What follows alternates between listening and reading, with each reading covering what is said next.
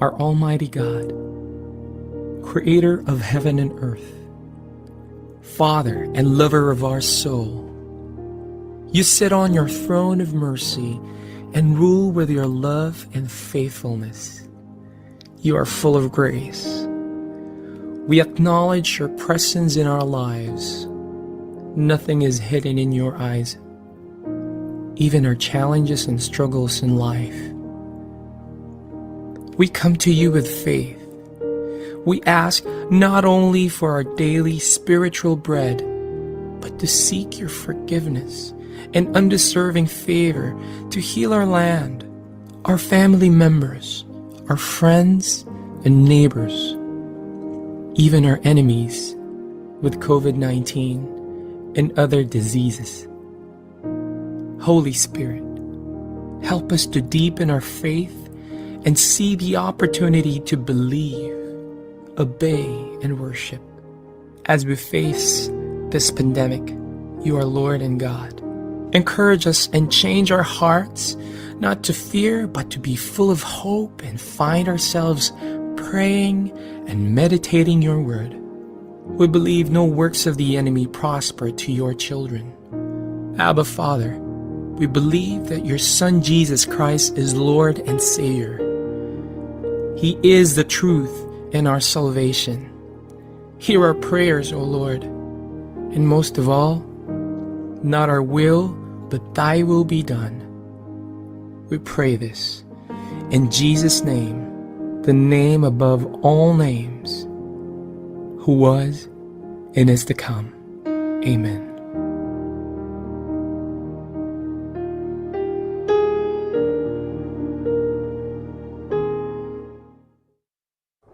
Naghahatid saya sa mga Pinoy, mga kanta at programang Tatak Pinoy. Napapanood at napapakinggan kahit saan ka man. Streaming worldwide. This is V81 Radio.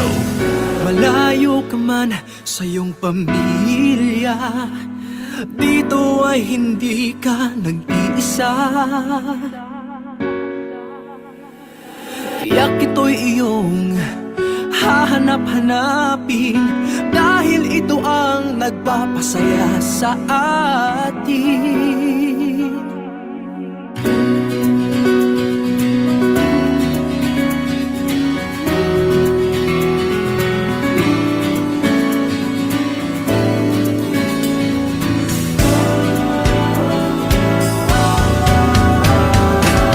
Ito ang radio ko, V81 Radio,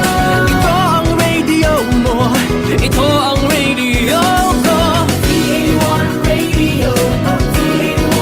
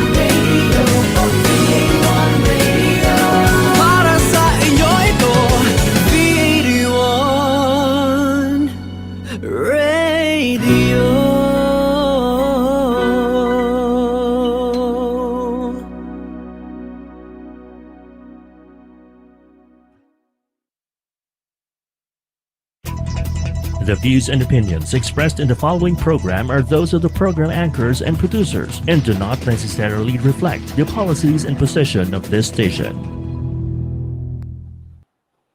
Isuot na ang mga aprons at mga toque. Hasain na ang mga kutsilyo at mag-miss on plus na tayo dahil magsisimula na ang pagluluto natin sa mga balita at istoryang katakam-takam dito sa natatanging programa para sa mga kusinero worldwide. Yes, Chef! Balitang Kusinero Worldwide. Hatid sa atin ng Hotel and Restaurant Chefs Association of the Philippines. Kasama ang ating Chief Kusinero on Air na si Chef Gelo Guison at singer-kusinera na si Chef Chuser Quidlat. Yes, Chef! Balitang Kusinero Worldwide. Dito lang yan sa V81 Radio Worldwide.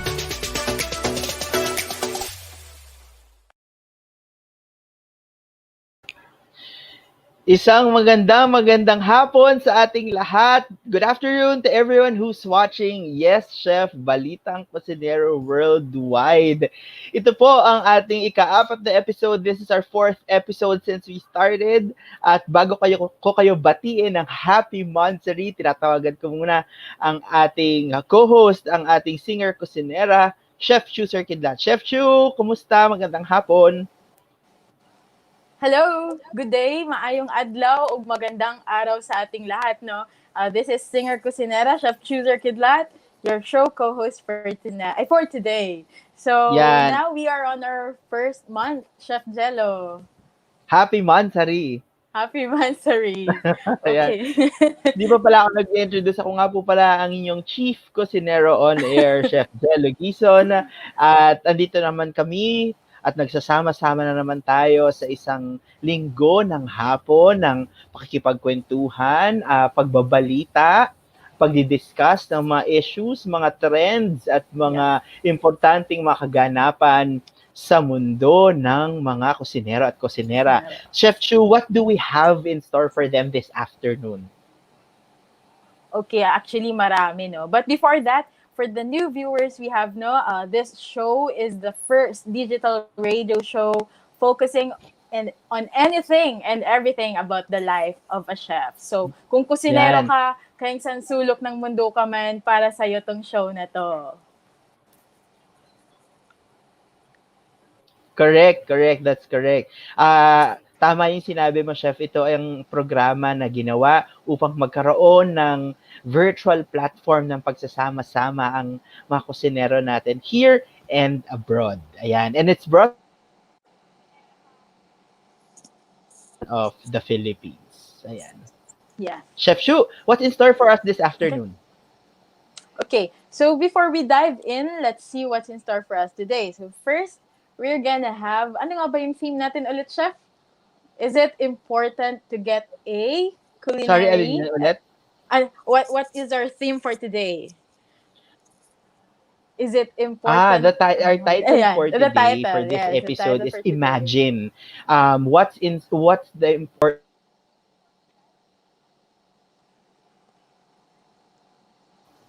Kasi if you notice, yung mga episode titles natin ay mga title ng kanta. I was thinking of this program, of the title for this afternoon. Diba? Yung kanta ng Beatles na Imagine. Possession, yada. Mas magaling ako kumanta. So Imagine, diba? It's a song about dreaming. It's a song about what's in store for us in the future. At sa mga aspiring kusinero at kusinera, isa sa magandang paraan sa pag-abot ng pangarap na maging chef or kusinero ay mag-enroll sa isang culinary school. So, importante nga ba na mag-culinary school? Yan ang malalaman natin, tama? Yes, mamaya. So, a lot of us kasi, like, those na, before ako nag-culinary, before I took up my culinary education, ang dami kong iniisip. Kasi una-una, ang first impression talaga pag culinary school is the cost. Mahal, expensive ang culinary school. So, the first question's gonna come to our mind is it going to be worth it, diba? Yes. After getting a culinary education. So, there's no one answer to this long debated questions talaga, no? And to help us dig in to these questions and to these confusions, mamaya madidiscuss natin with the help of our guests this Yeah. afternoon. Two program heads of two, I would say, most prestigious culinary schools Culinary. in the Philippines. Yan, mamaya. Of Correct. course, that's Miss Liza Morales Hernandez, and also Chef Philip Golding. Chef Mamaya Philip. makakasama natin sila. Right. So, Yes. proceed muna tayo sa ating first segment. Yeah. All right. So you will be So, talking about.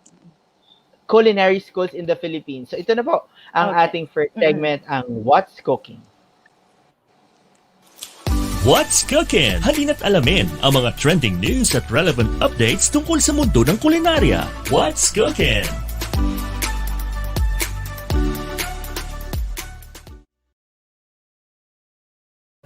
Alright, ito na ang ating segment na tinawag nating What's Cooking. At dito ay pag-uusapan natin ang mga trends, ang mga balita, ang mga napapanahong issue pagdating sa mundo ng culinary. And since we're talking about culinary schools, i-discuss natin ano nga ba yung mga culinary schools na pwede nating pasukan. However, let me just remind everyone that this is the list is mainly in Metro Manila. So Chef Chu, later if you know of any culinary institution in the Mindanao and the Visayas area, pwede mong idagdag, alright?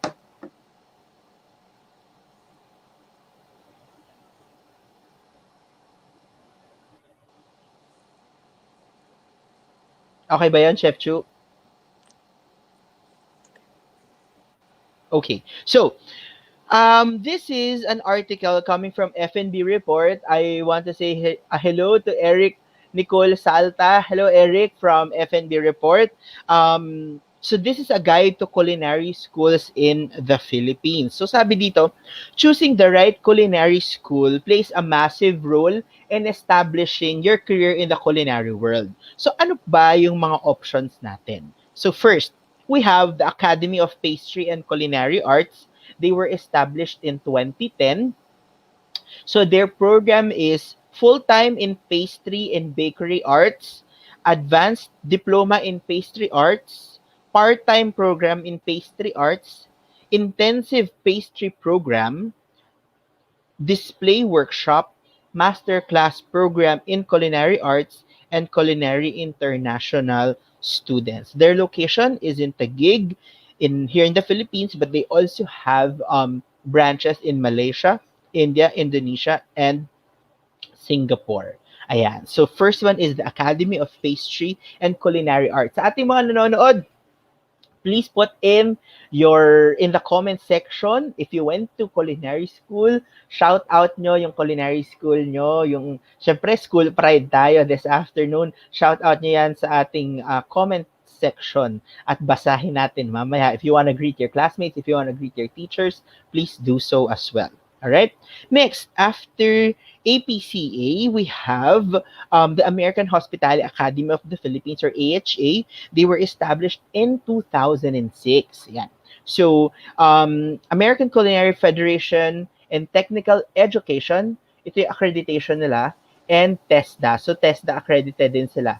So, their programs include Diploma in Culinary Arts, Diploma in Culinary Entrepreneurship, a 7-month U.S. Certified Culinarian, it's a diploma course, Associate in International Culinary Arts, and a joint program with the Florence University of the Arts. So AHA, or the American Hospitality Academy Philippines, is located in Makati.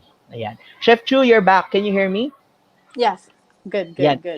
So I was saying that the list that I'm going to share would be mainly in the Metro Manila area. So if you have culinary schools that you know in the Visayas or in the Mindanao area, mamaya sabihin din natin para covered natin. All right? Okay. So that is American Hospitality Academy of the Philippines, or AHA. Next is, of course, loud and proud, my culinary alma mater, the Center for Culinary Arts Manila, CCA. So CCA was established in 1995, and they are accredited by the American Culinary Federation and also the Technical Education Skills Development Authority or TESDA. Ayan. So the programs include Diploma in Culinary Arts and Technology Management, Diploma in Culinary Agripreneurship, which is combining culinary education with agriculture and entrepreneurship. They have the Disciples Escoffier Diploma in Culinary Arts. So they have a partnership with Disciples Escoffier of France. And I know that when you graduate from their program, you'd have two diplomas, one from the Ministry of Education in France, and of course your CCA diploma.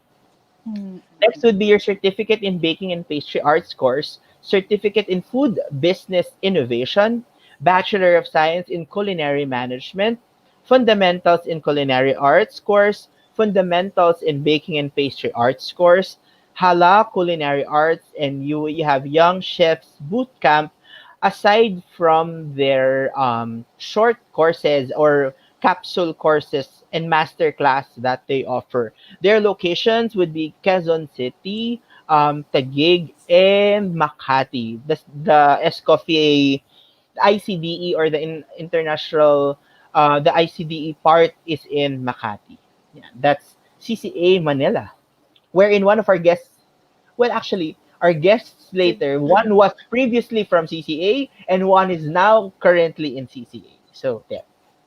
Next, we have CACS or Center for Asian Culinary Studies, which was established in the year 2000. They are accredited by TESDA, and their programs are Diploma in Professional Culinary and Pastry Arts with Restaurant Operations Program, Professional Baking and Pastry Arts Program, Certificate Program in Cooking and Baking Skills, Fundamentals of Baking and Pastry Production, the Professional Asian Program, Professional Food Styling, Junior Chef Cooking and Baking Program. They have two locations, one in Manila and one in Davao. Ayan. So sa lahat ng nanonood sa atin sa Davao, maayong hapon Hapon. kainyo nga tanan.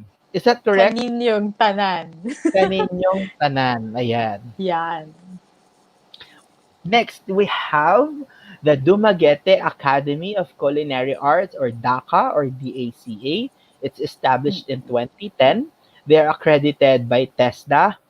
Their programs include the International Culinary Arts Program, Culinary Power Course, short courses, which include the Advanced TESDA Cookery, Leitmotif Power Course, Sommelier, and Wine Appreciation short courses. They have weekend crash courses, sausage production, Italian pasta, salads and dressings, and professional baking program.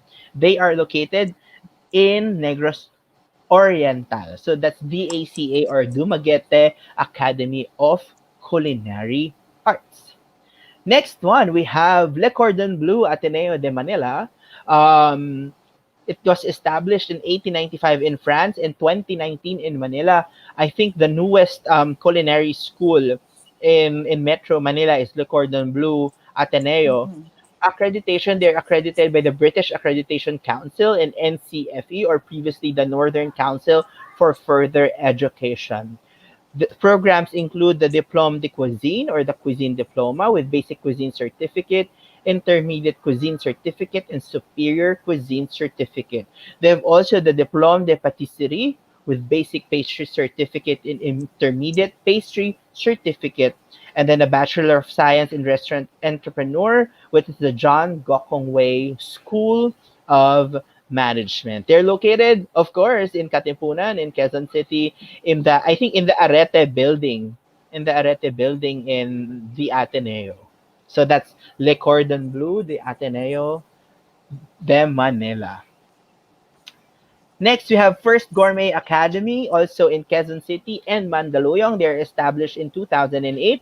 They're accredited by the American Culinary Federation, the Technical Education Skills Development Authority, or TESDA, and the World Association of Chefs Societies, or WACS.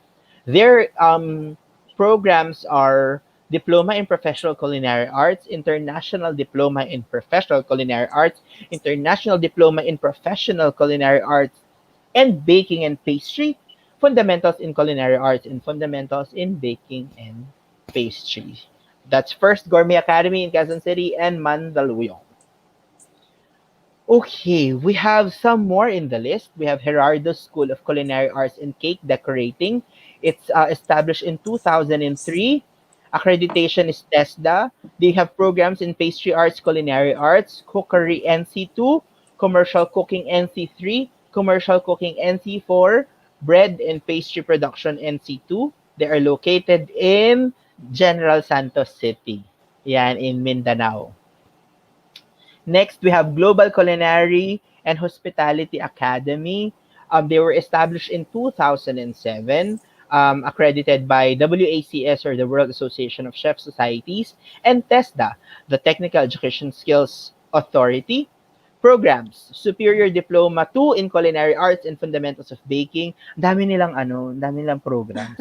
Superior Diploma 1 in International Cuisines, Superior Diploma 1 in Professional Culinary Arts, Grand Diploma in Professional Culinary, Baking and Pastry Arts, Grand Diploma in Fundamental Culinary Arts and International Cuisines, Diploma in Professional Culinary Arts, Certificate in Professional Baking and Pastry Arts, Certificate in Professional Baking and Pastry Arts, Classic Pinoy Panaderia 1, Baking 102, Pork Fabrication and Charcuterie, Introduction to Sous Vide, Serve Said Food Protection Management Certificate, Kitchen Management, Food Ventures and Product Development, Fundamentals in Restaurant Operations, Catering and Events Planning, Southeast Asian Cuisine, Italian Cuisine, and Asian Cuisine. So that's Global Culinary and Hospitality Academy.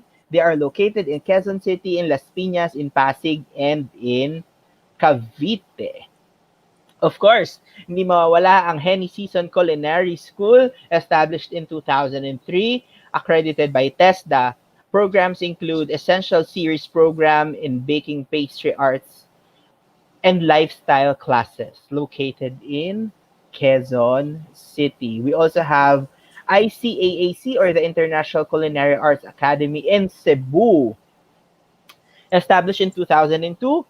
They are accredited by the Chartered Institute of Environmental Health, TESDA, and City and Guilds International. Their programs include Certificate in Culinary Arts, Diploma in Culinary Arts, Diploma in Patisserie, a 30-month British Advanced Diploma in Culinary Arts program.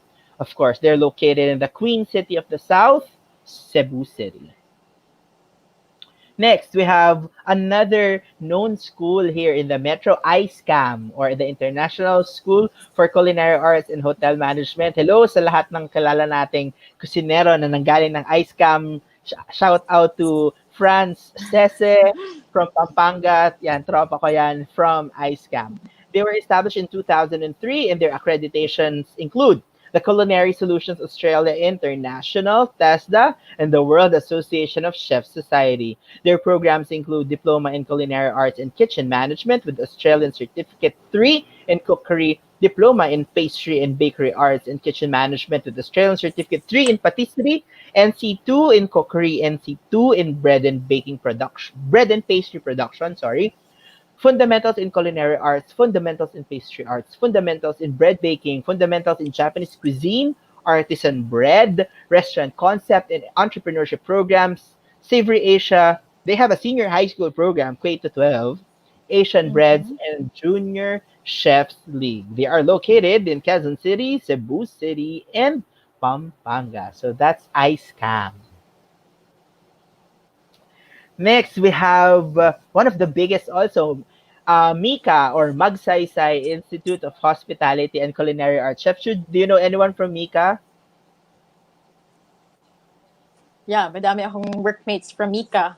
Shout Correct. out At din ako, maraming- no? Shout out to Chef Nathan. Yan. At maraming nagbabarko na galing MICA. Mm. So Yes, most of they, them talaga.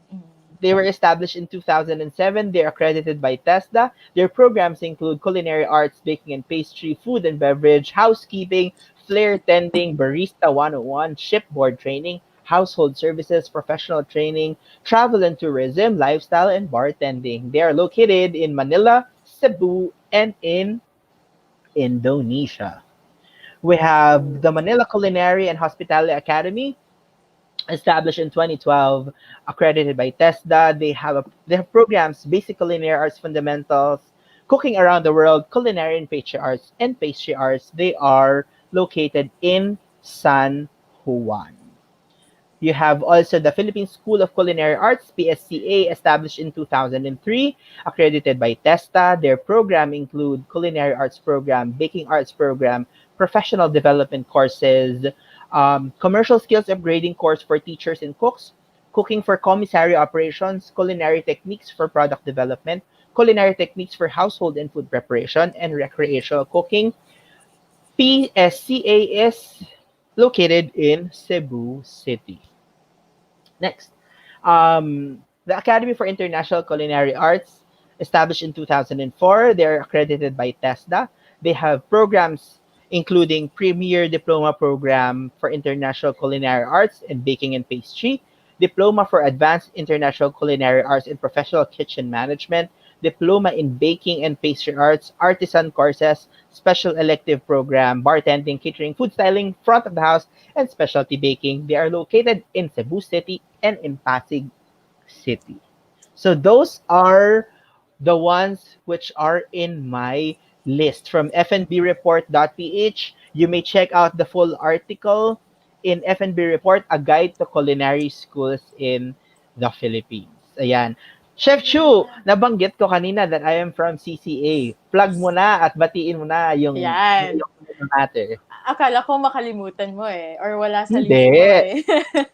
Of course, I'm gonna introduce the school where I graduated my culinary course, Culinary Institute of Cagayan de Oro City. Hello sa mga taga-CIC, mga Bisaya diha. Kabalo ko nananaw mo karon sa atong programa. So, shout out to the sa mga prof ko, sa mga classmates ko, the batchmates ko sa CIC. So, Culinary Institute of Cagayan de Oro City offers also a program. So, we have the culinary culinary arts with holistic nutrition. We have two actually. So, we have the long duration, and we have the other one, the short duration, which we call intensive. So, I took up the intensive course. So that Ayan. is a total of duration of 6 months and 600 hours of OJT. Ayan. Ayan. So, kaya pala intense ka sa kusina. Intense. Yun. Kasi intensive yung tinake up ko.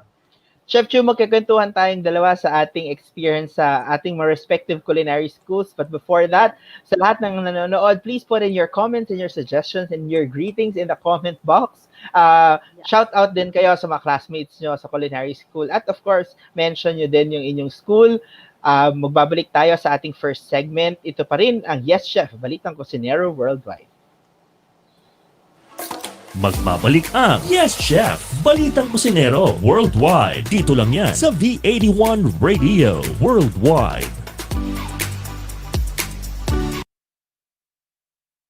Kusinero ka ba? May food business ka ba? Budding culinarian? O foodie na mahilig sa food updates na mayroong wonderful kusina life? Nasaan ka man sa mundo? Basta tungkol sa pagkain at buhay kusinero, kita-kits tayo, mga food buddies tuwing linggo. Yes, Chef! Balitang Kusinero Worldwide. Kasama ang ating Chief Kusinero on air na si Chef Gelo Guison at Singer Kusinera Chef Chuser Quidlat mula sa Hotel and Restaurant Chefs Association of the Philippines.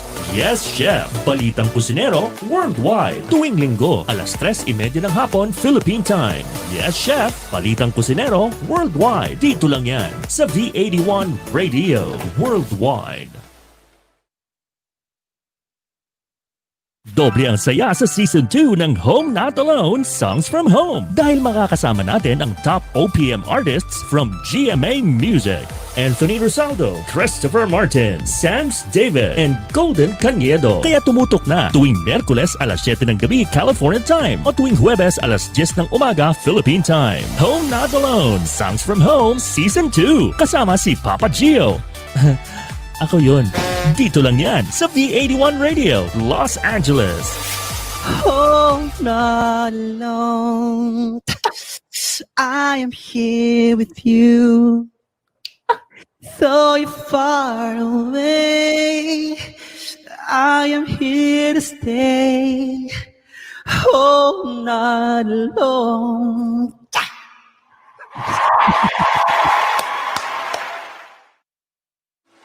Balikan na natin ang Yes Chef, Balitang Kusinero Worldwide. Dito lang yan sa V81 Radio Worldwide.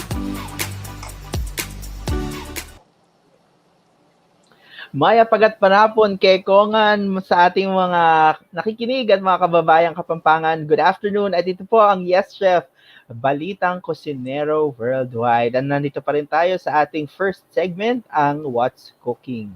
Ayan, Chef Chu, kanina binigay natin yung mga listahan ng mga culinary schools na nakuha natin at sinabi natin kung ano yung mga programs at accreditation nila. So, ikaw ba, Chef Chu, kumusta ang culinary school experience? How was it? Well, ako, medyo nahirapan ako, no? Kasi, like, I'm not really into cooking sa bahay. Pati pagsaing, no? I don't do that sa bahay. So, nag-switch ako. I took up, actually, a BS Biology, a pre-medicine course. And shifted to culinary course, which is not really what I am doing at home. So, well, the experience at school was really tough kasi like you have to pick up the learnings fast and performance kasi the first struggle was how to handle the knife the right way, 'di ba? So yun. Maganda naman yung experience, actually. It's really good kasi sa laboratory sa actual na practical part of the learning, dun yung nakaka-enjoy because you are gonna cook with your classmates. And syempre mas yung part din na nagma-market kayo, nag-open market kayo, pumupunta kayo sa grocery because we buy our own ingredients before a laboratory class. So yun, sobrang enjoy actually yung culinary school. How about you, Chef Gelo? Oh, I enjoyed it immensely also. I'm very, very excited because for everyone's information, I was already a working professional when I went to culinary school. I am in the corporate environment, and then I had to do something for my sanity because my work is really overwhelming. Ganyan, sobrang taas ng demand, sobrang taas ng expectations. So I needed to unwind, and I said, parang why don't I so yung paghahanap ko ng outlet sa stress, bakit hindi ko gawing productive? Kasi para sabay na, tsaka para ma-hone ko yung skill ko, kasi I came from a family of good cooks. We pride ourselves in saying that we are good cooks. So we are true blue Tagalog and Bulakenyo. So, yung mga heritage dishes namin dito sa Bulacan, pati mga mga dishes na influence ng mga Spanish, niluluto ng mga lolo't lola ko. I remember at an early age, kasama na ako sa kusina doing cooking, caldereta, pochero, ganyan. So, maaga. Tapos ginagawa ko siya talaga. So, very excited ako kasi yung ma-fine-tune yung skill tsaka technical yung magiging approach from knife skills to 5 mother sauces to broths and soups and stocks tapos yeah, 5 mother basic sauces tapos hanggang mag-progress ka do sa cuisines na Asian, Japanese, Italian, tapos of course Filipino, tapos also sa baking and pastry from cookies, brownies to breads to cakes. Hindi ko makakalimutan, hirap na hirap ako i-cut yung El Opera. You know the El Opera cake, yung layers na, diba? Oo.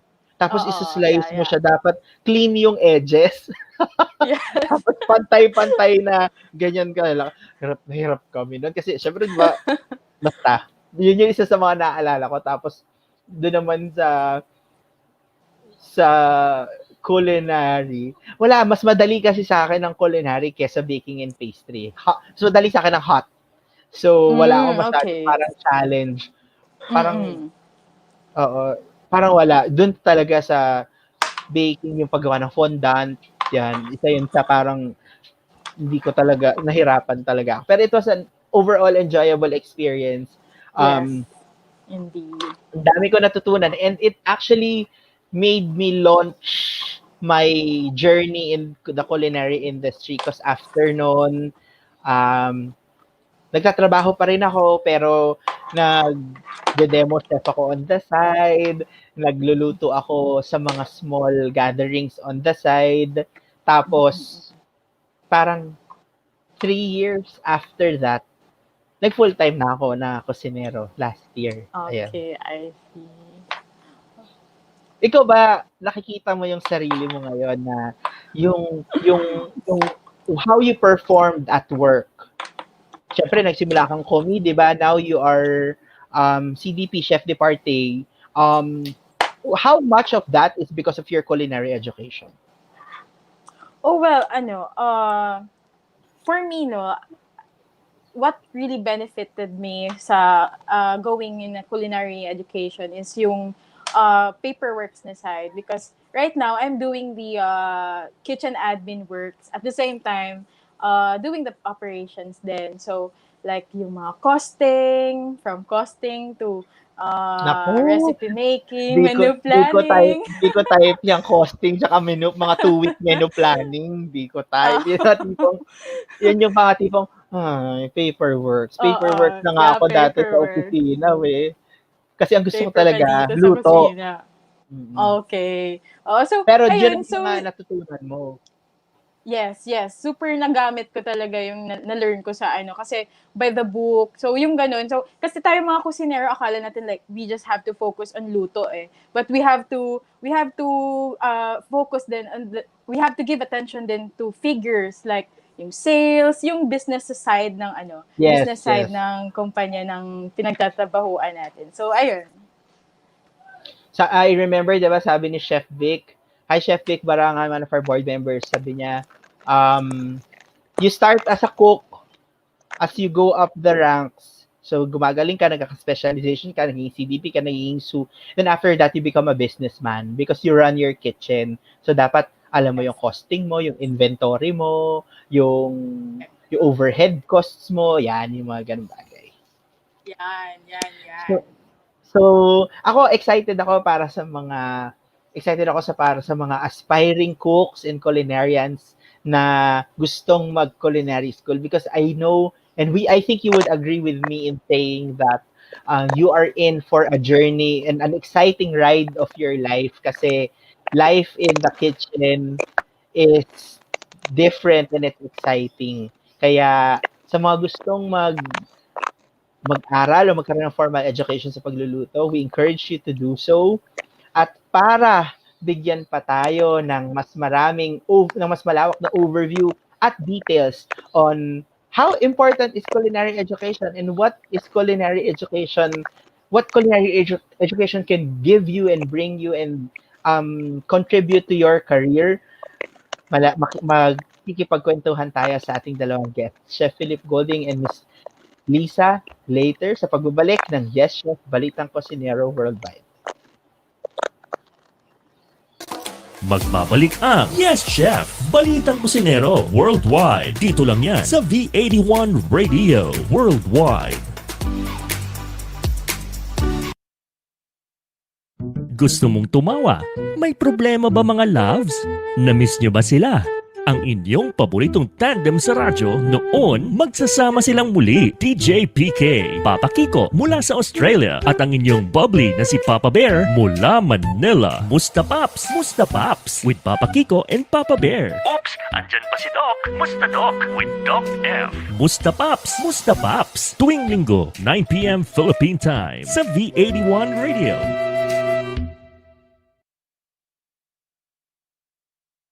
Kabayan, naho-homesick ka ba? I-download na ang aming mobile app at mag-enjoy sa mga kantang Tatak Pinoy and feel like you're home. The V81 Radio mobile app, available in the App Store and Google Play Store. V81 Radio mobile app, free now, free forever. balikan na natin ang Yes Chef, Balitang Kusinero Worldwide. Dito lang yan sa V81 Radio Worldwide.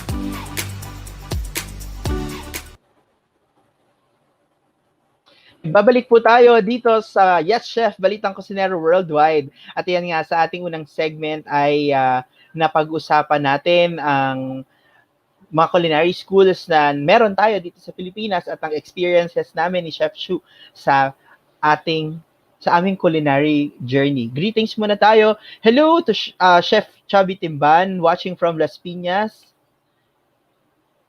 Hi Chef Chu, meron pa ba tayong dyan, greetings and messages? Chef Dale Yulosi watching from Bohol. Hi Chef Dale, kumusta po? Chef Dennis Peralta. And watching right now. So we have Chef John Escabor. Shout out daw for Globetech Senior High School and Technical Training Institute. So Oo nga, Globetech. Sumasali yan sa cooking competition natin. Yeah. Ayan. So nanonood sila. Hello sa lahat. Hello sa mga taga Globetech. Is that it? Yes. All right. So ayan, nandito na tayo sa ating pangalawang segment na tinawag nating Kitchen Talks, at dito pag-uusapan natin at kasama ng ating mga industry leaders at guests para sa hapon na ito ang importance ng culinary school. So ito na ang ating segment, Kitchen Talks. Magkwentuhan na tayo mga kusinero at kusinera. Kasali tayong lahat dito sa Kitchen Talks.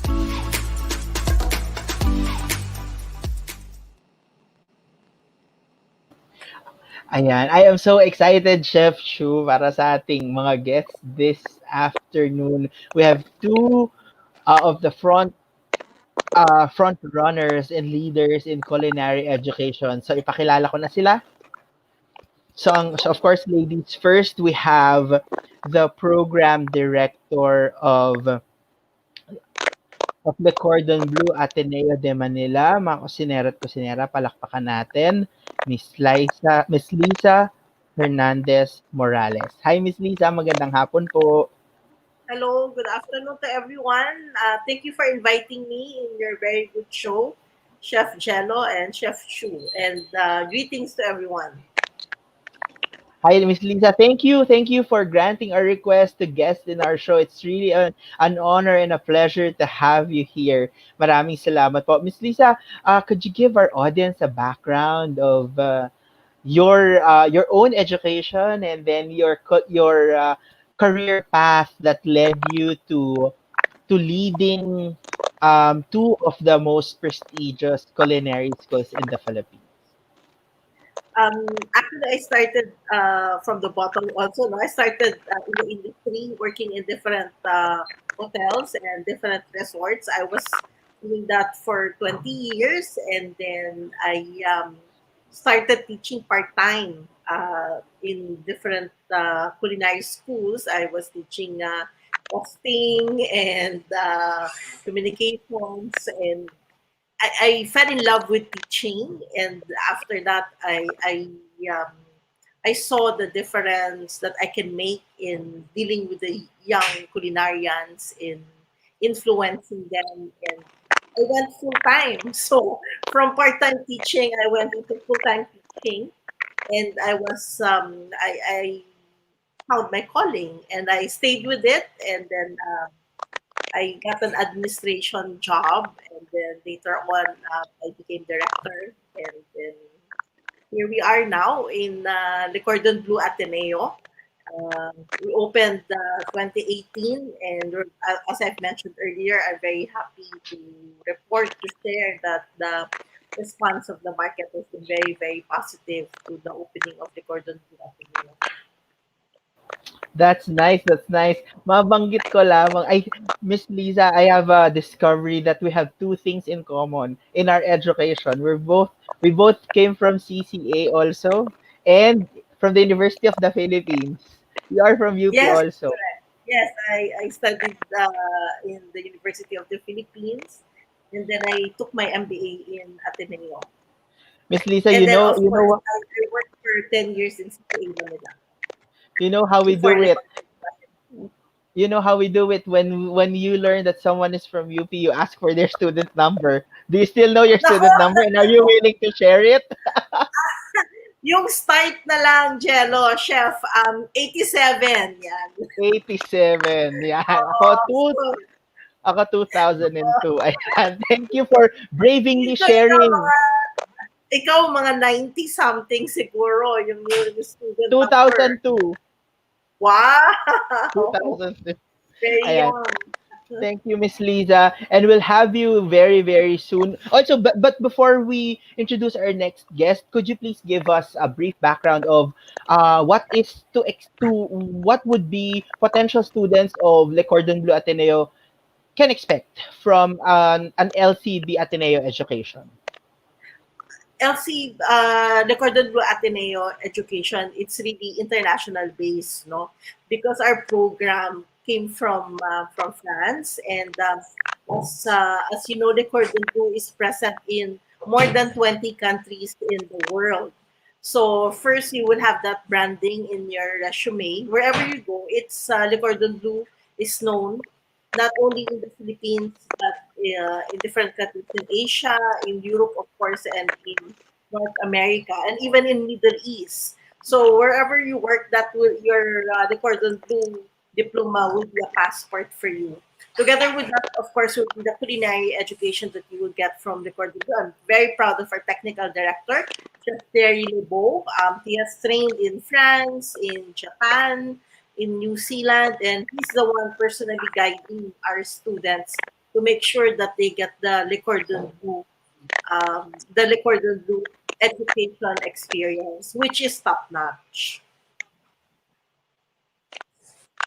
That's very nice. That's very nice. So talagang when you see a Le Cordon Bleu, a branding in someone's resume, it speaks of a high quality international education Global, that you've yes. gotten, no? Globe. All Yes. right. Miss Lisa, I'll get back to you in a bit. We'll just introduce our next guest. All right. Our Okay. next guest is the current program head of the Center for Culinary Arts Manila, and he's the founding president of Disciples Escoffier here in the Philippines. Ladies and gentlemen, let's all welcome Chef Philip Golding. Chef Philip, how are you? Hi, good afternoon to everybody. A big hello to all your listeners there and all the hospitality folks and friends out there and colleagues. Magandang hapon. How are you? I'm very, very well, Chef Philip, at magandang hapon. You are in Pampanga right now. Chef Yeah, Philip, I could you just arrived. tilt a bit so we can see your face? There you go. All right. So, Chef Philip, I know that you've been living here in Manila for in the past 15 years, 25. 25 years. So, since I'm just 20 years old. No, I'm joking. So 25 years. So that's in Yep, 1995. 97. No, yeah, around, I was on holiday in 95 and I came back to formally start my roots in 97. All right, so 1997, right? So, Chef Philip, could you give us a brief background of your culinary career, how you started, where you studied, and how you rose up to the ranks?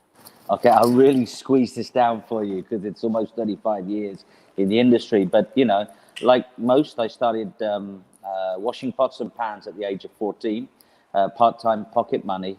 And through washing pots and pans, I saw the chefs in the kitchen. I thought, wow, this is great. And my mother was in the flower business, cutting fresh flowers, and my father was in central heating. But my grandma was in Silver Surface at number 10 in Downing Street. And my uncle was the Oh, youngest head wow. bar. Yeah, my uncle was So there. your grand Yep, so your yep, go ahead. grandmother worked for the Prime Minister of the United Kingdom Yes, in 10 yes, she Downing. worked.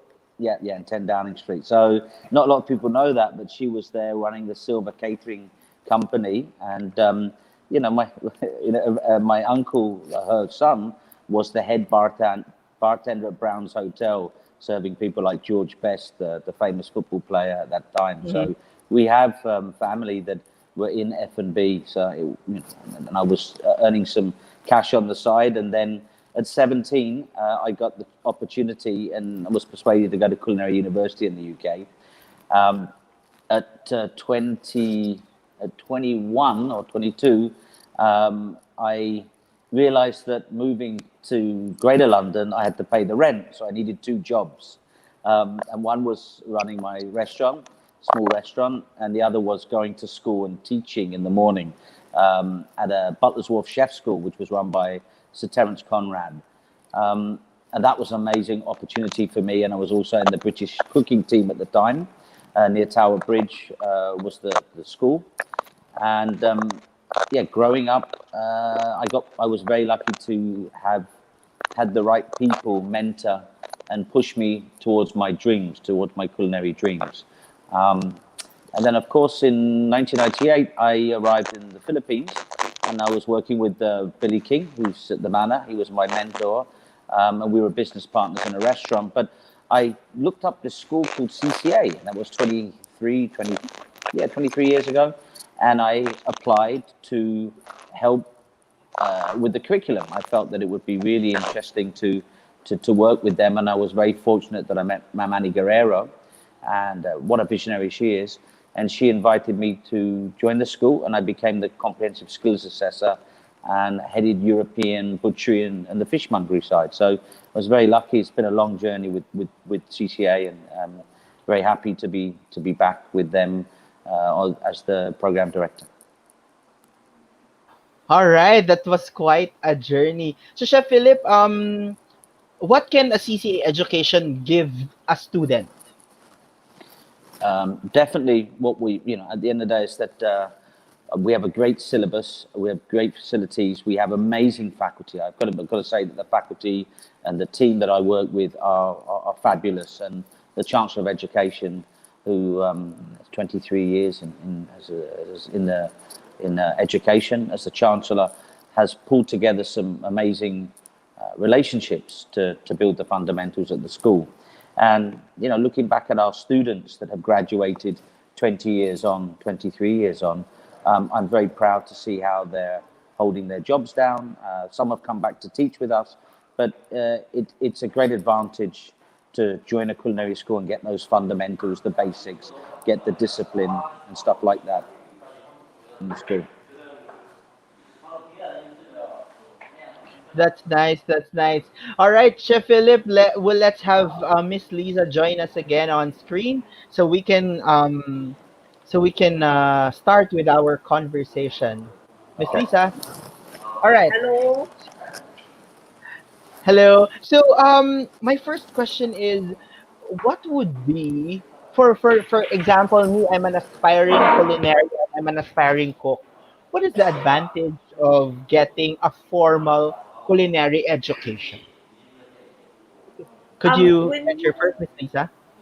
when you invest in a culinary education, you are assured that you are getting a comprehensive knowledge of what's needed in the professional kitchen world. No? Aside from it being comprehensive, what you learn, it's also systematic. Like what you mentioned earlier, first you start with the rice skills, then you proceed with the soup, sauces, and starch, and as you progress before you get into cuisine, and so there is a system to it, Mm-hmm. and that helps a learner, and plus the practical application.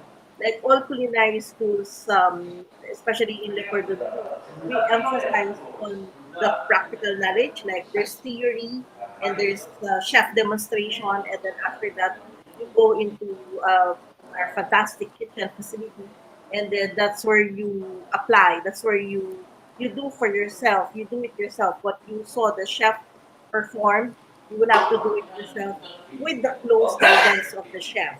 And then, of course, your work will be evaluated after that by the chef, Mm-hmm. all in the spirit of you learning what you have to learn.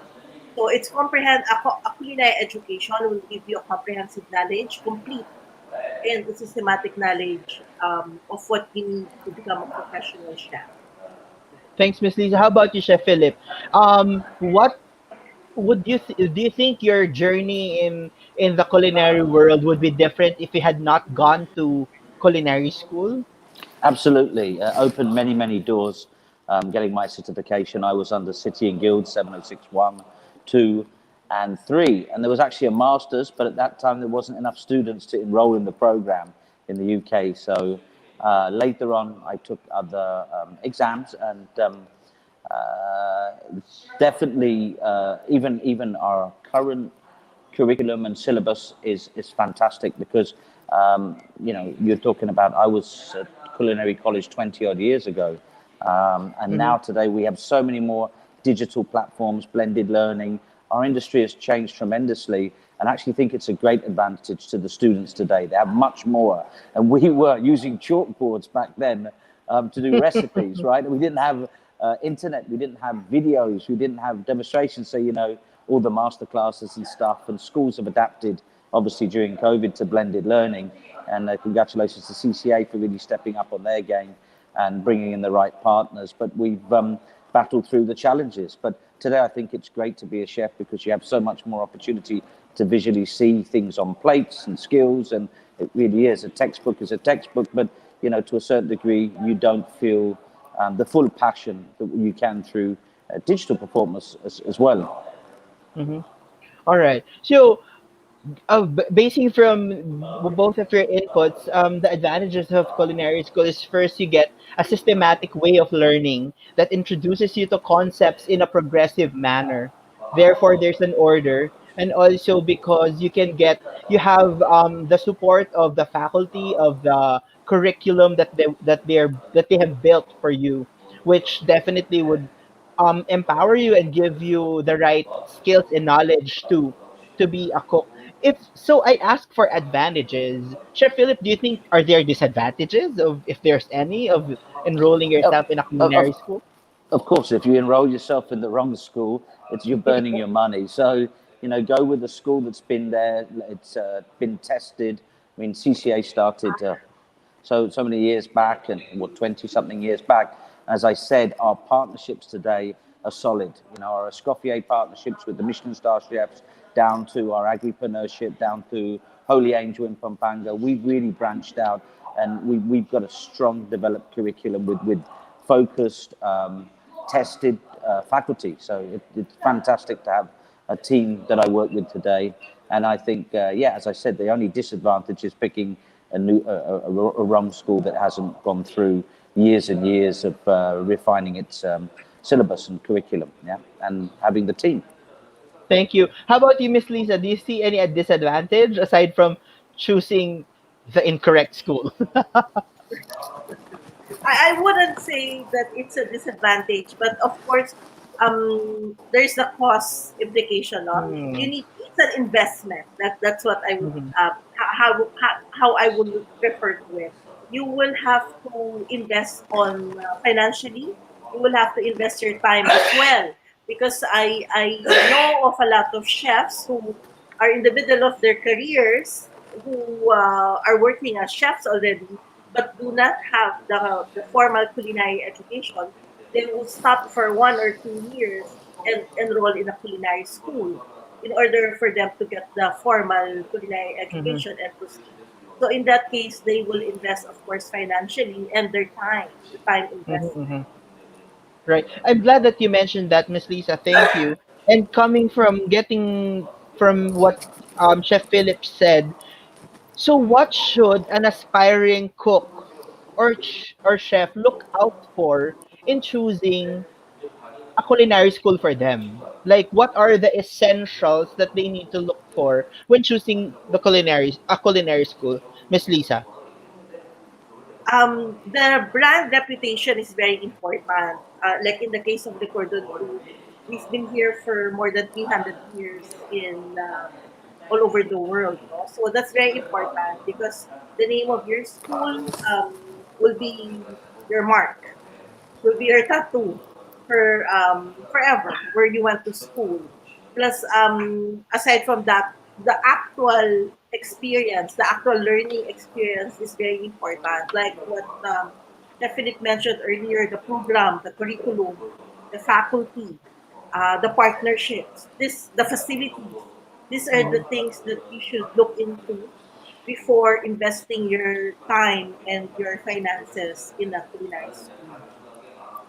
All right. Do you agree, Chef Philip? What else could you add? Uh, uh, If I'm um, gonna ask for an advice, say I'm a bright-eyed 16-year-old guy asking you, Chef Philip, what do I need to look for in a culinary school? What would you tell me?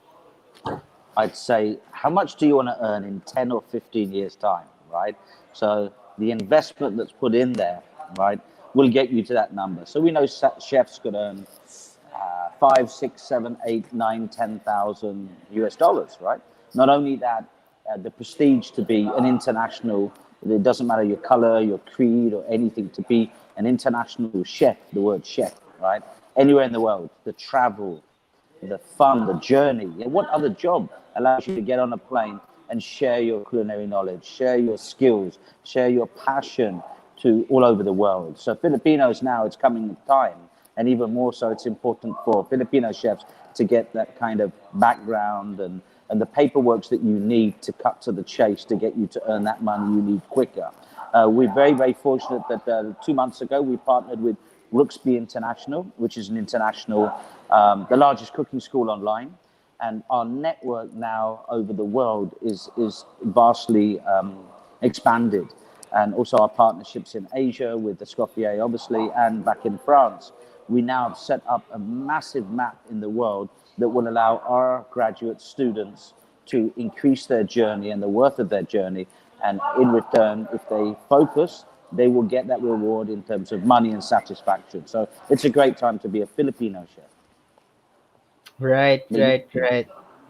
Thank you. And so this, I know that both of the institutions that you're representing are very credible, formidable, and at the top of their game. But Chef Philip, if I'm going to ask you, what sets CCA's educational program apart from other schools? What would you tell me? Okay, so we're not so, a lot of the courses are very Western based. And the reason that we partnered also with Ruby is because I was able to convince them that in Asia we have so much great cuisine talent. And I've seen, being 25 years in Asia now, everywhere from China I've been to Hong Kong, to Singapore, to Macau, and cook with, bringing Chef Sao along with me, right? And him bringing me to other places as well. Together, we've seen how Asia is really stepping up. And congratulations, yesterday, unfortunately, my home country, right, which is England, Wales lost out to the chef convention, the World Chefs Convention, to be in Singapore in 2024. Oh, Escoffier, for the last 20 years, has had its competitions in France, Switzerland. Now, it should have been this year in China, in Shanghai. So what does it tell you? It tells you now that the ingredients, the trends, the food, that all of a sudden, although the fundamentals are so important from Western cuisine, and the respect to knowledge and wearing this white jacket has to be earned, is that the Asia is becoming a very, very exciting time to bring these partnerships closer together, like we've never seen before in our industry. all right. How about you, Miss Lisa? What sets the educational program of Le Cordon Bleu apart? Okay. The Cordon Bleu Ateneo de Manila, our program is really based on French fundamental, the classical fundamentals of culinary and patisserie. So aside from that, as we all know, as we all know, no, the influence of French techniques Mhm. is worldwide. Any kitchen, you will hear French terminologies and you will be using French techniques. So you will be a master of that when you study in the Cordon Bleu Ateneo. Aside from that, what I've mentioned earlier, the brand name, the Le Cordon Bleu Ateneo, you will be a graduate if you invest in our education of two great institutions. One which is known worldwide, I'm referring to the Cordon Bleu, of course, and the other one, which is one of the top universities in the Philippines, Ateneo de Manila. So you will be a graduate of these two great institutions when you invest in the Cordon Bleu Ateneo. All right. That's very good and that's very exciting for aspiring cooks and culinarians who have learned a lot. We'll be back for more. We'll be back here in Yes Chef, Balitang Kusinero Worldwide. Magbabalik ang Yes Chef, Balitang Kusinero Worldwide. Dito lang yan sa V81 Radio Worldwide. Connected ka na ba para laging updated sa mga bagong shows, promos, trending news, viral videos, events, o patok na OPM hits? Just follow us on Facebook. Simple lang. I-type lang ang letter V81 Radio. O, di ba madali lang? Kaya i-like at i-follow na.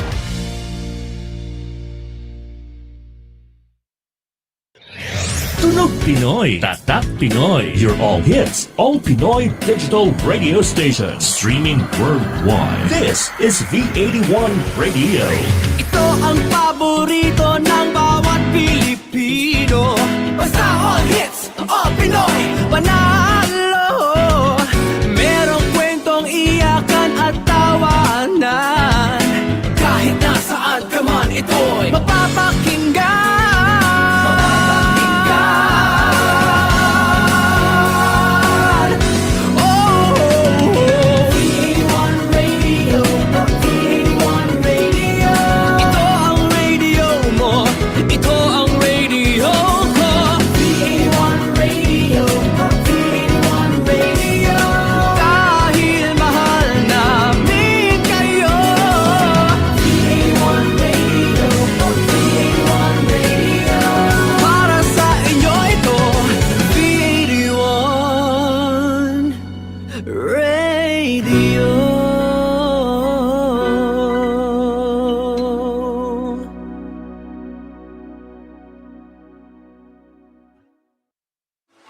Balikan na natin ang Yes Chef, Balitang Kusinero Worldwide. Dito lang yan sa V81 Radio Worldwide.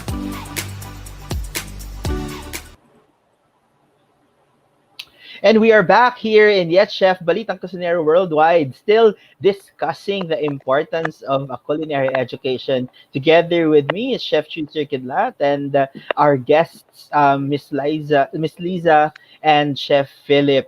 Some greetings. Hi to Chef Ian Sescon. Shout out to all old school chefs here. Ayan, yung mga experienced chefs and chefs with a lot of knowledge and experience. So, can we have Miss Liza and Chef Philip back on screen? Right. Hi to our guests again, and we have been talking about the importance and the advantages of getting into a culinary school and the different programs and what to look for. So you mentioned, Chef Philip and Miss Liza, that it's an investment, right? So there's a cost to it, which is of course should be tantamount to the quality of education that you're getting. But if I am an indigent student, or if I'm someone who cannot afford it, do your institutions offer scholarships and financial assistance to these students, Miss Lisa? At the moment, we're still working on a scholarship program for Gordon Blue Ateneo. All right. Ateneo is known for giving, for being generous with in terms of scholarship. So we are working on having something for Gordon Blue. And I bet a lot of students will be looking forward to that. How about you, Chef Philip? In CCA, what would be your scholarship programs? Well, we back in the day, at least 20 odd years ago, CCA was, as the pioneer school, already had CEF, which was the Continuing Education Program Foundation. And I've got to say that the ownership of CCA has been very, very generous over the years, even with the Supermanang program, which people don't really know about as well. But we're very aggressive on scholarships. If anybody wants a scholarship, please send me a personal email to chefphilip85@gmail.com, and I will pass it on to our marketing and our Chancellor for Education. But we're very aggressive on also the scholarship programs, and even in the agripreneur side. We love to give back at CCA. Yeah. So okay, let's just repeat that. That's chefphilip85@gmail.com. Correct. Yep. chefphilip85@gmail.com. So if you send me a personal email, I'll forward it to the Chancellor, where it goes through a process.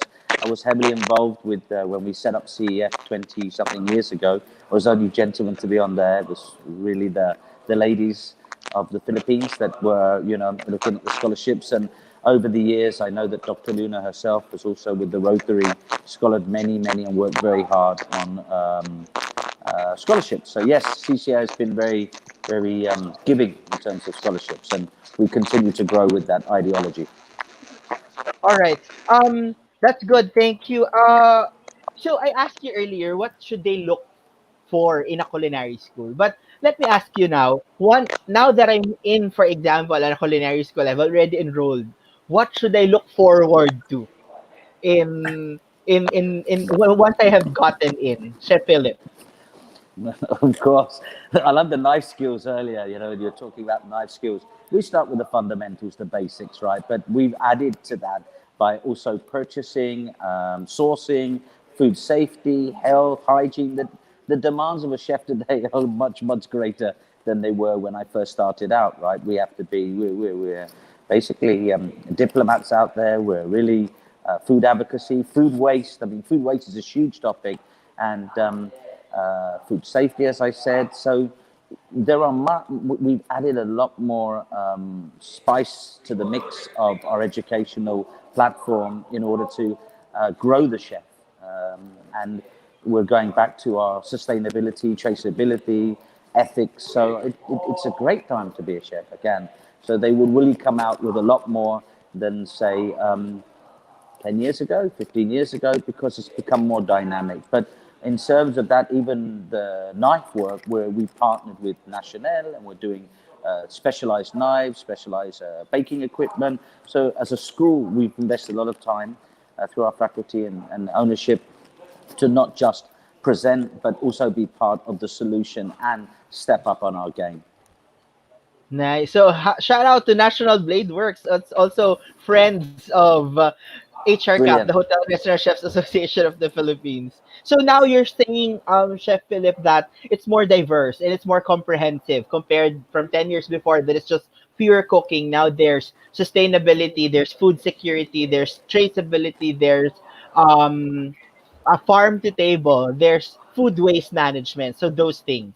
Yeah, and then Calc Menu, we partnered with the Swiss company. That was almost my dream, because paperworks and costings can be, you know, lasadias. So therefore, we partnered with Calc Menu. We now have a great platform. Our recipes are ebooks, right? So paperless. We've come a long way in 20 years, and we have a lot more on the plate. And especially in the last couple of years, I've seen the school excel and continue to excel with our partnerships throughout the world. And on top of our courses and short courses and stuff, I'm very proud to see the end product. Thank you, Miss Lisa. As an educator for almost 3 decades, what can you share with us in terms of the kind of culture and student being student centric in culinary schools? Are there, for example, engagement activities um, or like programs that would encourage them to study more? What can you share with us? I didn't quite get the question, Chef So Jello. so in school, right, we have what we call the school culture. Like this school is big on organizations within their school, or like giving out recognition programs. So if I'm a student, what can I look forward to in terms of the school life or the life inside the school in LC, in Le Cordon Bleu Ateneo? Oh, okay.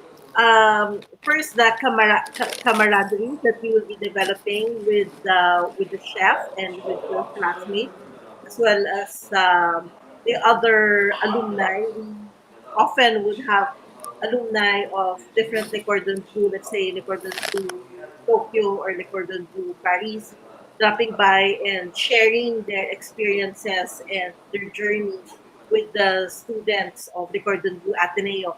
So right away, you would feel that you're part of a big network. You're part of a big family that is the Le Cordon Bleu family. So that is one thing that we're very big in, and we also are immersing our students. We're developing market tours so that aside from what they learn in the classroom and in the kitchen, they will also know how it is to really purchase, to talk to farmers and to suppliers, and so they will have a better understanding of the whole ecosystem of culinary. That's nice. So, really, in terms of scope of courses and activities, there's a lot in store for our students. Um, Miss Lisa, if I am, for example, a working chef, right, or a cook right now, but I didn't get a formal education, but I am still dreaming of it, what would you tell me? I will encourage you to invest your time and your resources in a culinary education. There are a lot of different programs now where you could probably enroll in some short courses. Let's say in the Cordon Bleu, we offer short courses on chocolates, short Mm, courses on bread. So depending on because it's limitless what you can learn in culinary, patisserie, and in baking. So you could see what else can I learn, especially during this time of the pandemic, when unfortunately many of our chefs are not working. No? So you mhm. could invest your time in enrolling in an online short course or a master class, and just continue learning. Just continue learning. Mm-hmm. Thank you. How about you, Chef Philip? I've been Ah, working for say 3 years in a kitchen, but I think I want to grow more. I want to be promoted. I want to advance my skills. What would you tell me? I'd say, first of all, email me at chefphilip85@gmail.com. Yep. Send me give me a letter, do what I did, right? Send it, tell me what your culinary dreams are, and we'll fulfill them, right? Then I would say go to CCA, the website, cca-manila.edu.ph, and have a look at the programs. It's a new website, again, that we've just overhauled. The marketing team has been very, very active. They're a great marketing team. They're really, really fun. Before COVID, they would have brought you in, toured you the school. You got to meet me and the team, and then we could have had a face to face. But now we have Zoom, right? So basically, is that you can first of all send me an email, and then we'll set up Zoom, and then we'll, as was mentioned earlier, there are a number of online and blended learning courses. But first of all, let's get to know you. Let's get to know what's your situation and what we can do for you, and then what we have. And it starts with obviously an email to myself or an email directly to the school, and then we'll get to know you, and we'll go from there. But we have so many courses and short courses and kitchen discovery courses. So yeah, we're looking forward to that email. That's good. That's very great news, Chef Philip. So, Chef Philip, I know that you are an Englishman, but I would also like to believe that you are a part Filipino for staying here for 25 years. Well, it's half my life, right? So Yeah. basically half half. So, But yes, what's I am. your I'm very Filipino at heart. can I ask for your message to working chefs and cooks here and abroad, especially right now that it's a challenging time for the F&B industry? What would you tell our kababayans?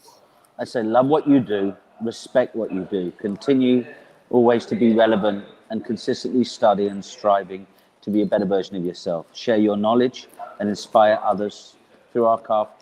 Be an effective team player and fly the flag, the Filipino flag, right? We have fantastic Filipino chefs all around the world making their mark now, today, last week, and it's your time now. So it's well overdue for the Philippines, and we are here for you. So send me an email and let's get your culinary dream started with CCA. Thank you. Miss Lisa, so same question, but I just want to add also that what can you say?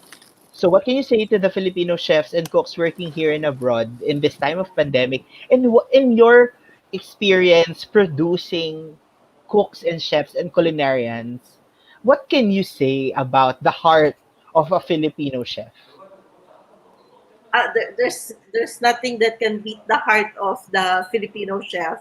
I believe this, and many foreign chefs who became friends of mine can attest to this, including Chef Philip, the French chef I work with now, Chef Terry Lebeau. He is really impressed with how we work in the kitchen, the dedication, the discipline that we have, and my message now during this hard time is don't give up. It's there's an end to this. Just keep on learning, keep on loving your profession. People will eat, and it may not be in the form of a dine-in restaurant now or in a five-star hotel, but then they take out, they order delivery. So it's a basic need, food, and we are in the business of producing that. So maybe it's time for you to learn of a different route wherein you could continue with your livelihood. Maybe it's time for you to continue learning. But for me, just stay positive and stay on the course of culinary and patisserie or baking, wherever you are. Thank you. And as a parting message, Chef Philip and Miss Liza, I am again a 16-year-old teenager wanting to get myself into a culinary school, but I am thinking I will invest my parents' money. My parents will invest in my education. I will invest my time. Why would I still go and enroll myself in a culinary school when the future of the food and beverage industry is bleak and unsure? What are you gonna tell me? I'm going to say, first of all, it's not bleak and unsure. We're a growing industry, so take away the negativity and be positive. As Lisa just said, people need to eat, right? Filipino chefs are really raising the flag all around the world. There will always be jobs for us, always, right? But we just have to skill up, we have to be positive, and we have to move forward. And this is just waves on the ocean, right? We've seen these pandemics. Well, not me personally. It wasn't around 100 years ago. They've come and they go, right? But we're going to get through this, and definitely, while you have the time on your hands, look at our platform, Rooksby, Rouxbe. Look at the platform. Go online, and even myself at 50 something years of age, I'm still continually going online and doing courses and learning and growing. You'll never grow old of this job, right? So, and this job will never grow old of you. So, use the time wisely, and we're going to get through this, yeah? And there's a lot of people also out there that through this pandemic are successful, right? And are doing different things. So think outside the box, right? Be the Manny Pacquiao. Over. All right. How about you, Miss Lisa? As a mother, as an educator, what could you tell a teenager who's kind of worried about his future being a cook and a chef and enrolling himself in a culinary school? There's no reason to worry. You go after your passion, your interest, which is if you're interested in culinary, patisserie, or boulangerie, or baking, go for it. This is there are many forms of culinary, baking, and patisserie in terms of businesses. It's not just the sit down setup. And soon, I believe, sit down or dining in five-star restaurants or five-star hotels will do come back, but in a different scenario, different normal. And we just have to prepare for that. And now is a good time to learn about this and to enter the industry, because you will be learning, you will already have the knowledge needed to survive and to excel in this new normal. So don't give up, follow your heart, and stay the course. Thank you. Thank you. And with that, Chef Philip, Miss Lisa, thank you very much for Thank you. being with us this Thank you. afternoon. It was a very informative, encouraging, and inspiring discussion. Before I let you go, Miss Lisa, please invite everyone who's watching to try and enroll in Le Cordon Bleu Ateneo. Yes. Please follow us on Facebook, Le Cordon Bleu Ateneo, and also we have our website. If please feel free to send me a direct message or to add me in Facebook, and I will make sure to reply and guide you. The same as what Chef Philip offered earlier, we will guide you in when you have questions or concerns. We will work here to assist you and to guide you, and we will be welcoming you in the world of culinary and artisan. Thank you. How about you, Chef Philip, your invitation to our guests, to our Okay. audience? So, yeah, to your audience. So basically, thank you very much for today. And remember cca-manila.edu.ph. And we're there for the student's journey and the betterment of the student's journey. It's been a pleasure and honor to be with you today. Thank you very, very much. Stay safe, stay well, and magandang gabi. Thank you, Miss Liza and Chef Philip. Thank you, Gelo, and it's nice seeing you, Chef Philip. Lovely seeing you all. And nice seeing you, Lisa. It's been a while. Take care, All be right. safe. God bless. Take care, everyone. Alright, magbabalik po tayo sa ating third segment dito sa Yes Chef, Balitang Kusinero Worldwide. Magbabalik ang Yes Chef, Balitang Kusinero Worldwide. Dito lang yan sa V81 Radio Worldwide.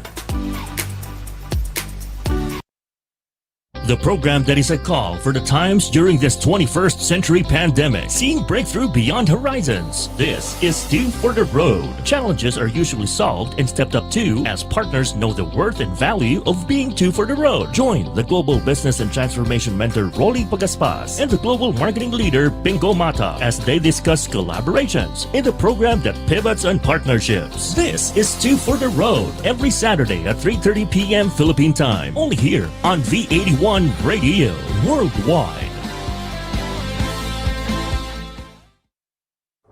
Naghahatid saya sa mga Pinoy, mga kanta at programang Tatak Pinoy. Napapanood at napapakinggan kahit saan ka man. Streaming worldwide. This is V81 Radio. Malayo ka man sa iyong pamilya, dito ay hindi ka nag-iisa. Tiyak ito'y iyong hahanap-hanapin, dahil ito ang nagpapasaya sa atin.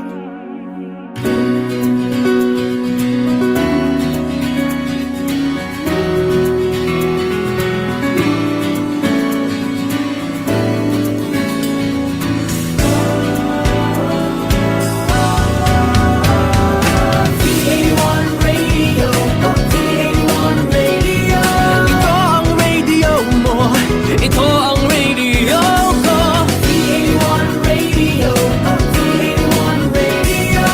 Dahil mahal namin kayo, V81 Radio, V81 Radio. Para sa inyo ito, V81 Radio. Ito ang paborito ng bawat Pilipino. Basta all hits, all Pinoy, panalo. Merong kwentong iyakan at tawanan, kahit nasaan ka man ito'y mapapakinggan.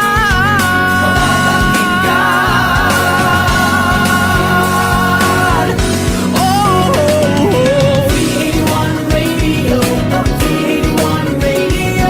Ito ang radio mo, ito ang radio ko. V81 Radio, V81 Radio. Dahil mahal namin kayo, V81 Radio, V81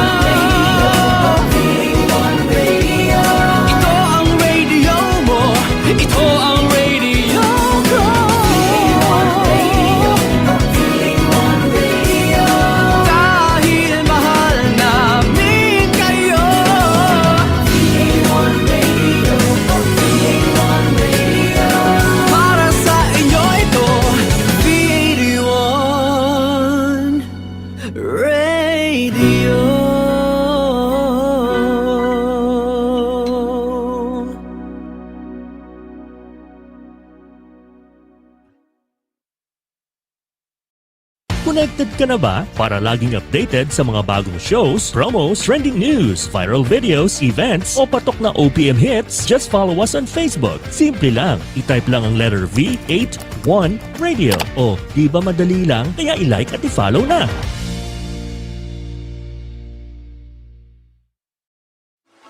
Balikan na natin ang Yes Chef, Balitang Kusinero Worldwide. Dito lang yan sa V81 Radio Worldwide.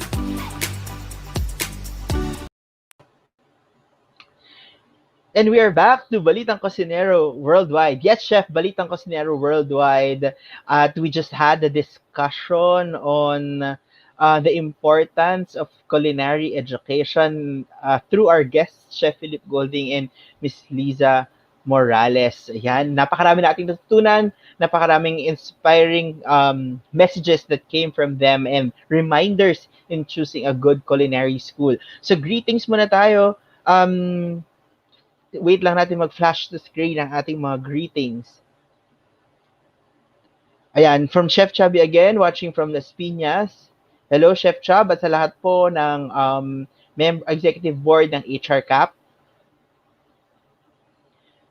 Chef Dennis, hi, hello, magandang hapon po, and we want to thank our guests again, Chef Philip Golding and Miss Liza Hernandez-Morales. Yan. So, nandito tayo sa ating third segment na ating tinawag na Cuisine Hero, wherein pagbibigyan natin ng highlight ang journey, culinary journey, at inspiring life stories ng ating mga kapwa kusinero. Ito po ang Cuisine Hero Spotlight. Pakinggan ang mga kwento ng pagsusumika, pag-asa, at mga pangarap na natupad sa pagluluto. It's time for Cuisine Hero Spotlight.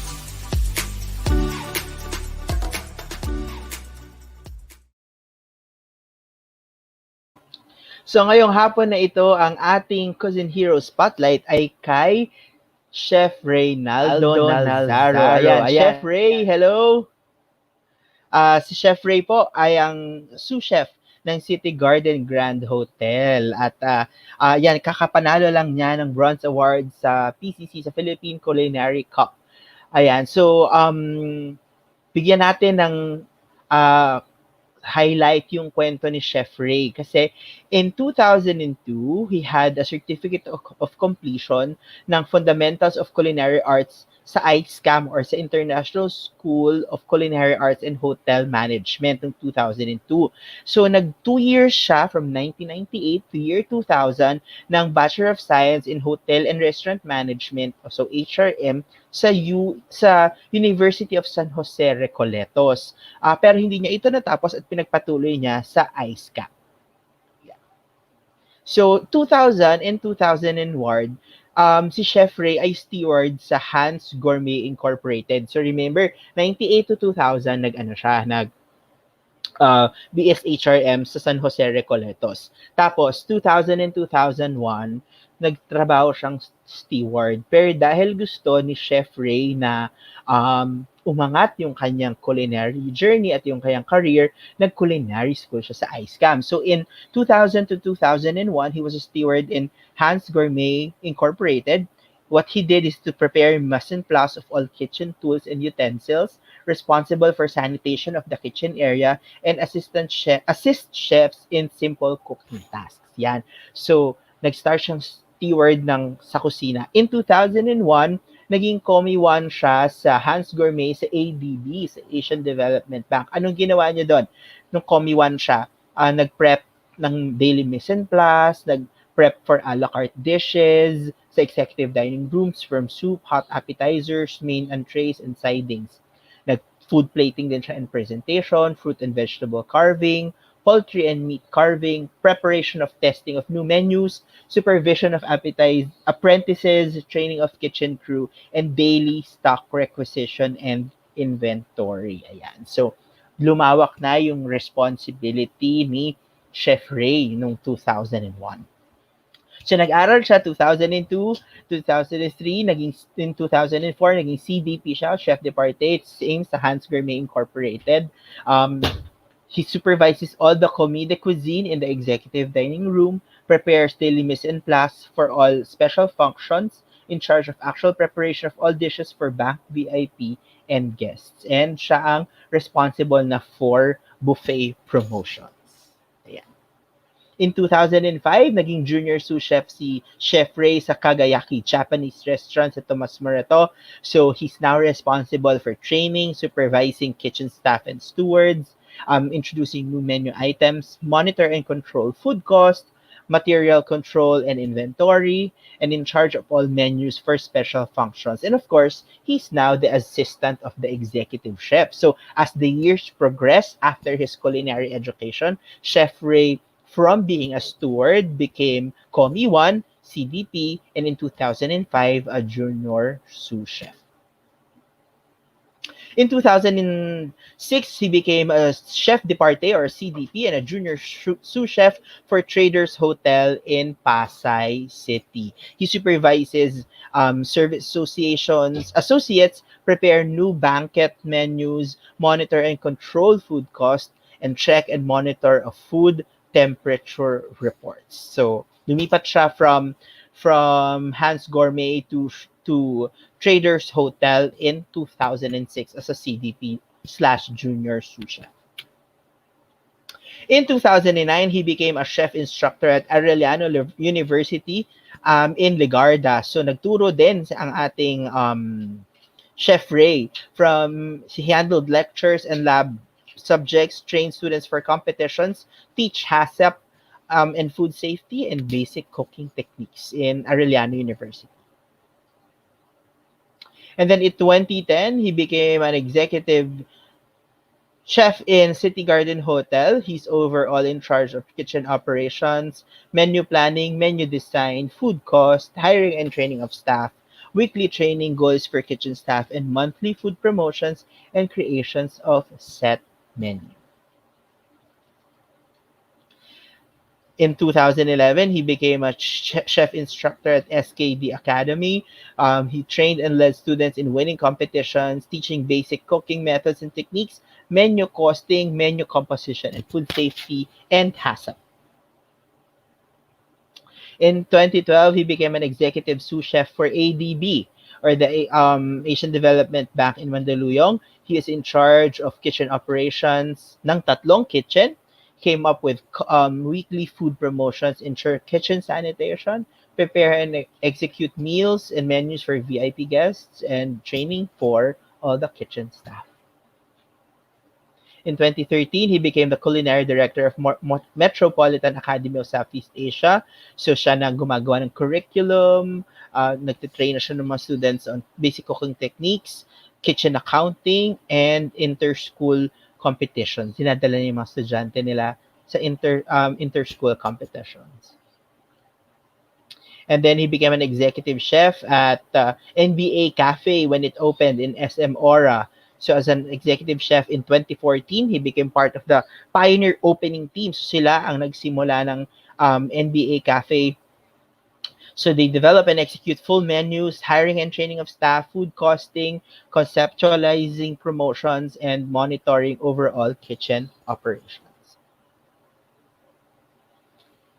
And in 2014, he moved also as an executive sous chef at City Garden Grand Hotel in Makati. And until now, he's still in City Garden Grand Hotel.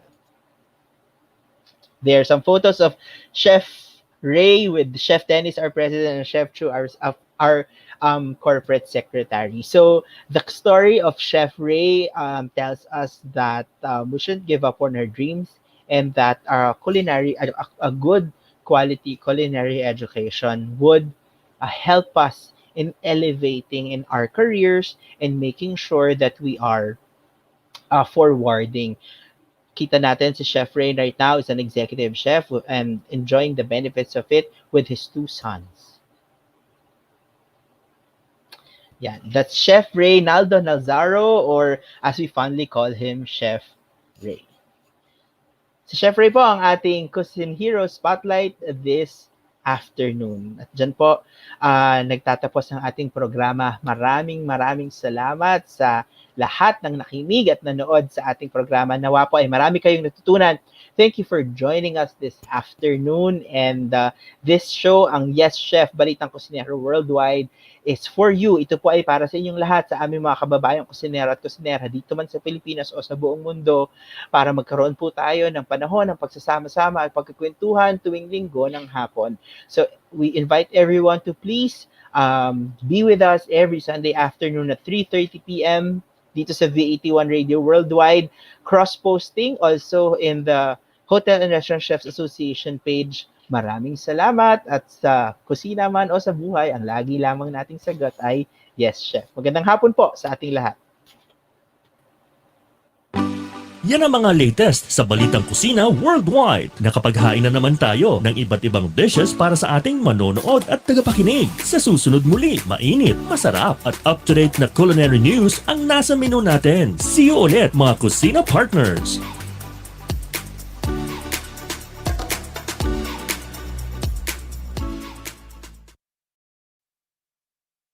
Kusinero ka ba? May food business ka ba? Budding culinarian? O foodie na mahilig sa food updates na mayroong wonderful kusina life? Nasaan ka man sa mundo? Basta tungkol sa pagkain at buhay kusinero, kita-kits tayo, mga food buddies tuwing linggo. Yes, Chef! Balitang Kusinero Worldwide. Kasama ang ating Chief Kusinero on air na si Chef Gelo Guison at Singer Kusinera Chef Chuser Quidlat mula sa Hotel and Restaurant Chefs Association of the Philippines.